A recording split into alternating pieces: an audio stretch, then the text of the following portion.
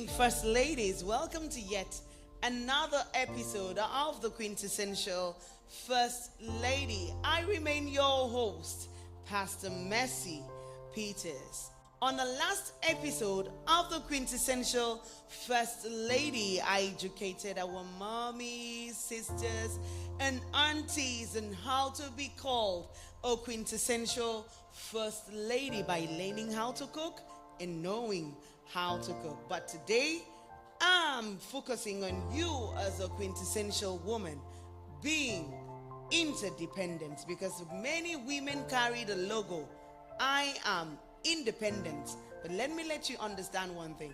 There are many countries in the world who got their independence, but they still and are still depending on other countries for certain things. So first and foremost, what is interdependency? From my English dictionary, interdependency means being independent and also dependent. So this simply means depending on each other. So as a quintessential woman, you are to be interdependent and never dependent or independent. So after this short break, I will be back to educate our first ladies on how to be interdependent. Stay tuned and be blessed.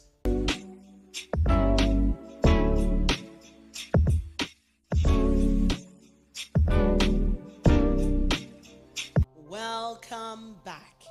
So in reality, there is no man that can depend only on themselves. I have never seen a man who says, I can depend only on myself. Rather, every man must depend on another, and the other depend on another for a particular thing in life.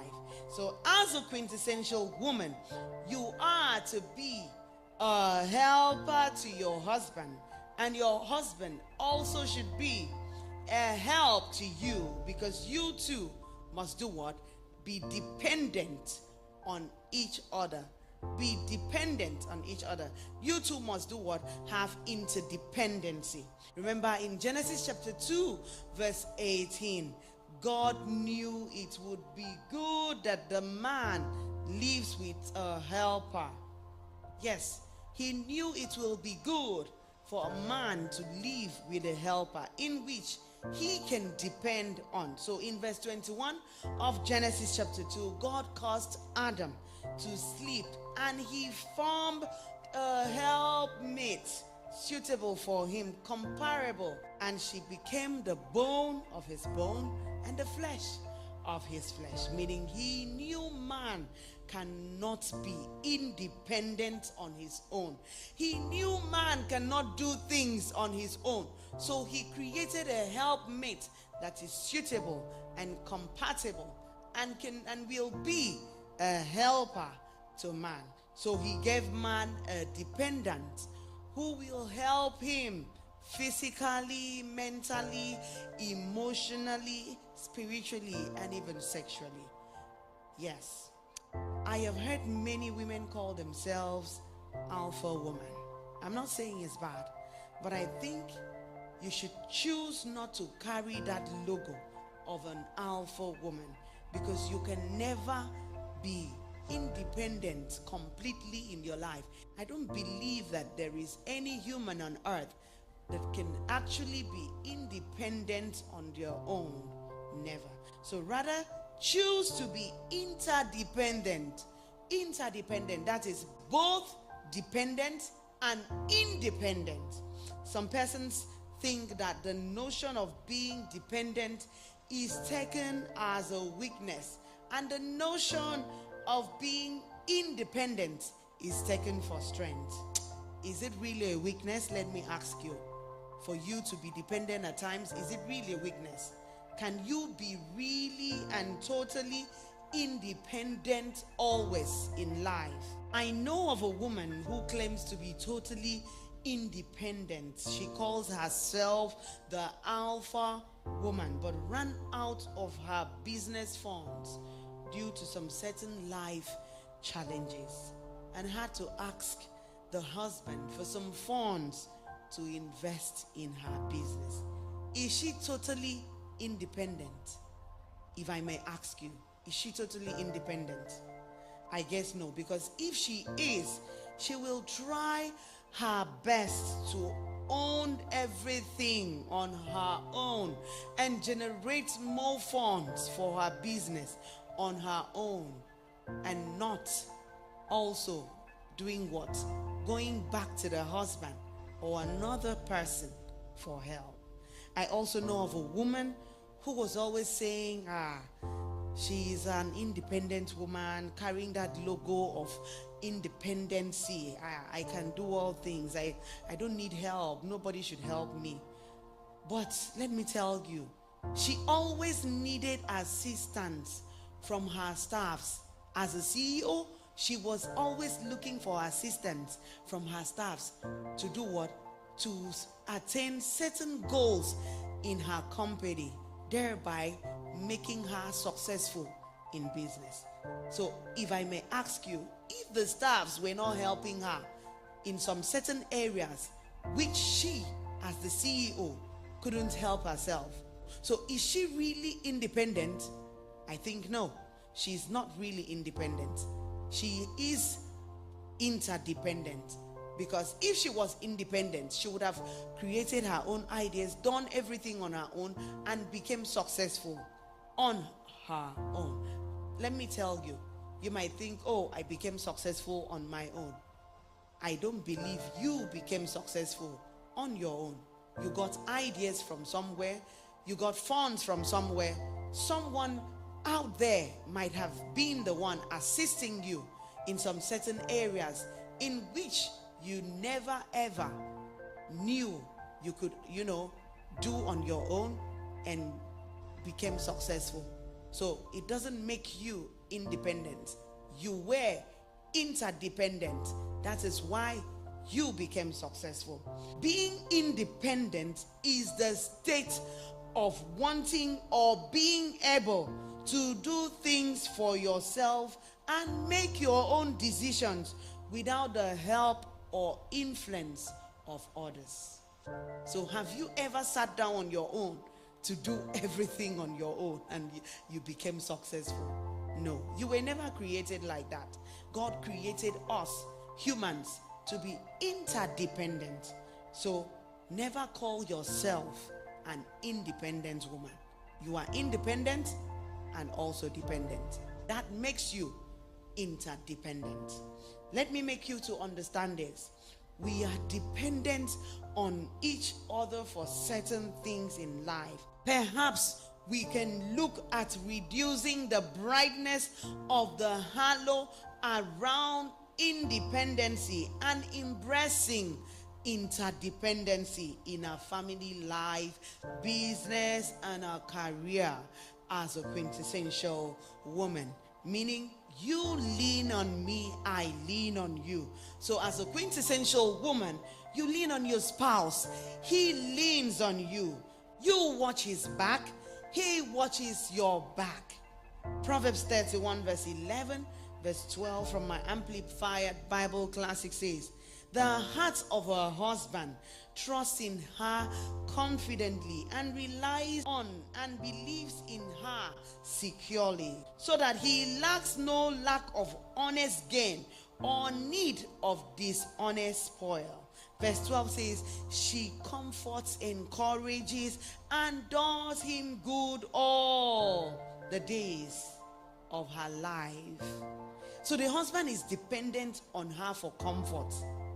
There are certain times your husband cannot comfort himself, but because he is dependent on you as a quintessential woman, you give her you give him comfort.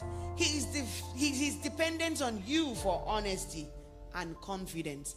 Let me tell you something. There are certain men who are not confident when they are doing certain things in life, but God gave them a partner, a helpmate that is suitable, compatible, you understand, that can help them to have their confidence back, and that makes them dependable on each other. 1 Timothy chapter 5 verse 8 from my Weymouth Bible says, "But if a man makes no provision for those dependent on him, and especially for his own family, he has disowned the faith and he is behaving worse." Some Bible scripture says he is worse than an infidel. So this makes me really understand that the husband is the head of the family, and his family also depends on him. You see, the husband depends on the wife for certain things, and the wife and the children, also depend on the husband for some certain things. So what is this called, my sister? It is called interdependency. Nothing more. It is called interdependency. For God to create your spouse and made you two to become one flesh, he made it so you can be interdependent on each other. So have this at the back of your mind. There is no human that never needs another human to depend on certain things, thereby assisting in helping them achieve certain goals in life. I have seen many women who assist their spouse when they have financial crisis, and their spouse do same when they are financially buoyant. So if these partners were totally independent or dependent on themselves alone without being interdependent on each other, will happiness dwell among them? I guess no. Will joy dwell amongst them? I guess no. Sometimes bitterness can sprout out because the husband is not with money as at that time to support the family, and the wife too is not with finances to support that family at that time. But if the wife was doing something, the husband knows, my wife is going to definitely do what? Help out till I get back on my feet. So it is always good to be interdependent. So take this for tonight. A happy home is dependent on each other for help, because when a problem is fixed in a home by the partners involved, a happy home is established. Also, living and working corporately makes us healthier, happy, and more successful in life. That's why studies revealed that couples who were dependent on each other grew more successful than others who claimed they are independent on themselves. God created you to be one, thereby leaning on each other. Please, as a quintessential woman, drop that independent lifestyle and adapt the interdependent lifestyle. Remember, your children are watching what you do at home. They are watching every day. They are learning from you every day. How you lean on your spouse and how he leans on you. That is what they will also learn and do when they grow up and have their own family. So in conclusion, learn how to be interdependent physically, sexually, emotionally, and spiritually on your spouse as a quintessential woman. I believe with these few points of mine, I have been able to convince you that interdependency is good for every quintessential woman. Interdependency is good for every family that wants to be successful.